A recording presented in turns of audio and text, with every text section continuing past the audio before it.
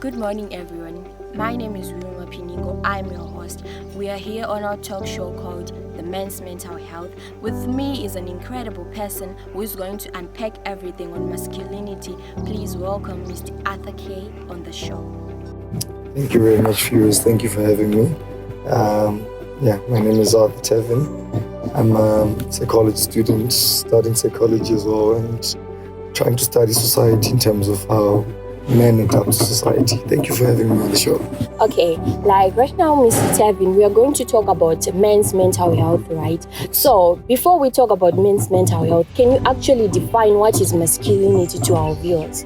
So, masculinity has been redefined. So now we see men being stuck between two worlds, which we call in psychology cognitive dissonance, whereby you don't know actually, you're stuck in between the world you're raised in and the world you're actually living in right now, which are two different things. Because as a man, you are born and raised, behave this way, do this as a man, walk like this as a man, don't cry, do this as a man. But in this society now we're living in, the norms have changed. Now you hear men are supposed to cry. You can cry. There's nothing wrong with crying. And not only that, but a lot of things have been said along the way that have redefined masculinity now. So even here, it's okay to chill out and even wear women clothes at some point in time. Those are redefinitions of masculinity in this current day and age. But always there's a proper definition of what masculinity is. It's always sticking to your number one, your biological setup as a man, and then number two, the social expectations of a man according to your culture, the closest culture you are. And I think every culture, be it in the Western or in the African context, have always had these definitions of what a man is supposed to be as according to their culture. Because culturally, societies have cultures. Because cultures are brought up and they're actually defined by societies. So yeah, it has been redefined over a period of years.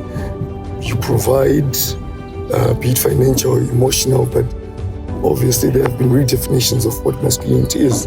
Okay, as you say, there has been a lot of definition because you have said men are being defined traditionally and even nowadays because the world is changing. This word that we call feminism, so the definitions have changed. Yes. So I wanted to ask feminism, how is it affecting you as men? Feminism now, it is really affecting because if you try to understand it at its core, basically as a reasonable person, you would look at what is the main agenda of feminism, what is their end goal of feminism, what do they want to achieve as feminists. So at the end of the day, you'll see, or rather you would see that they're looking at a feminine society which is all female and not male, and that is very unnatural. Like when you say it is very unnatural, isn't Yes. it that females, right, are trying to be like you men? Because maybe you were raised like being said, Murume afanwe kuchema, like us women, we want to be that in that part. Why don't you just take it like it's something that's like evolving, right? Thank you. I like that point. Why? Because it can never be like that. What is only natural is only natural. You can never reverse it back. Rather, accept what comes within your natural capabilities. For example, I'm sure every man loves an emotional woman. No man loves a woman who's going to come up as a no-crying woman, a tough woman and stuff. It just removes the womanhood or the feminine energy within a woman. So these concepts are really being misinterpreted. So it's not feminism. Rather, call it something else. Because feminism actually vouches for a no-male society, which actually doesn't want, it only vouches for a female society. Female will do everything, female will go teach, female will go everything. It doesn't make sense. Naturally, there will always be a male factor, a plus and a minus, a yin and a yang.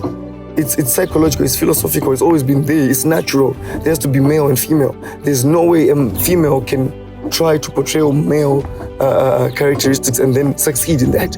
It has always been a failure. Okay, I like the part when you say emotional. Yes. Like, I wanted to ask, are really men like emotional? Sometimes, like when we see our brothers, they even carry a load in their shoulders, but they don't cry. They just say it's okay. How are you handling that? So, believe it or not, we are emotional, but there's a but to it. Men are not created as emotional beings. Men are created as logical beings. That actually turns the conversations upside down now. Yes, so the reason why we actually need you in your emotional state is because most of the time we're logical. But it is very appropriate for everyone to show emotions. Why do you always want to carry the load for yourself? You think it is appropriate. Society does not deem it appropriate. So if I cry right now, I'm seen as a weak man. Yeah, I do understand, because like when we grew up, mukomana kachema itwenzusachema usimskana and stuff. But as men, you should always show your emotions sometimes. Like ukaona right nowadays, vakomana vazhinji they are committing suicide, vakuzviurai just because anenge ashaya wekuudza, anenge atotadza kuchema. So I think the only problem we're facing now in terms of suicide cases, if you look at men, yes, I do agree with you to share the kudza, but it's not about kuchema. It's about venting, literally. It's not about crying. It's about literally venting. Whom are you telling and where are you telling your story? Because most men have figured out, if you look cognitively and realistically, most of these men are growing up in they're being brought up in the unconventional family setups, where it's only a female-headed family setup. The mother is the father and everything. There's no presence of the father, rather. Understand? Which is very vital and important. Why? Because as a male growing up, you always need that masculine advice. That is where you also go and vent to. So if you have problems, I cannot go and tell my mother that I'm facing problems within my lower genital areas. You understand? It seems very inappropriate. Yeah, like you say, it seems very inappropriate, yes. Right? To go and tell your mother. But inappropriate rather. In a setup you could say like mukadzi anokura pangorina baba, it's the same. So why do you feel like feminism is something that is challenging masculinity? It is, because feminism is only supposed to be addressing the feminine part of me. Like you were saying, emotions, right? Mm-hmm. And I said we do have emotions as men. Yes. So the feminine part is only supposed to, if you're a parent, you're supposed to address the feminine part in the male and then leave the masculine part to the males to teach the masculine part. I always say this, there is no mother who would teach a son how to be a son. It will only fail. But as a mother, you can only raise a very beautiful daughter and be very good at it. Why? Because 80% of her is feminine energy, rather. So you are fulfilling that. But the 20% of the masculine only needs the father to do that, which is the logical part. But sometimes there are other mothers that are also available to teach a son, like vatoriko vanotokudza vana in a way kuti he can be. I do agree with you, but it's not about availability. Yes, it's about understanding the energies within the person. As you are structured right now, you have both the feminine and the masculine energy. So your father, in your upbringing, is only there to ignite the logical, which is the masculinity side of you, right? The energy. And then your mother is supposed to ignite the femininity side. That is all the emotional side, the cooking, the caring aspects, you understand? But if I'm to grow under your mother without the father aspect, then I'm deprived of the logical aspect of it. Do you understand? Yeah, which is where we are lacking in the masculinity area, because 60%, if not more, of all families right now are female-headed. There are no present males in those families. Everything that you said is quite correct, because like nowadays we see men are carrying most of the load and they're even committing suicide without anyone to talk to. So I would want to say, like, how are we going to give our listeners an advice about this masculinity thing and how men's mental health is being affected? Number one, I would start by advising the men, the older men outside, that we've really lost it. We've really left this generation to go without the hands of capable men to actually teach these guys. So going forward, I would actually wish that fathers who haven't been present in their families, fathers who have been too busy with their families, fathers who have actually who have no clue where their children are, to regroup themselves and remember themselves and go back to their families, start talking to these kids.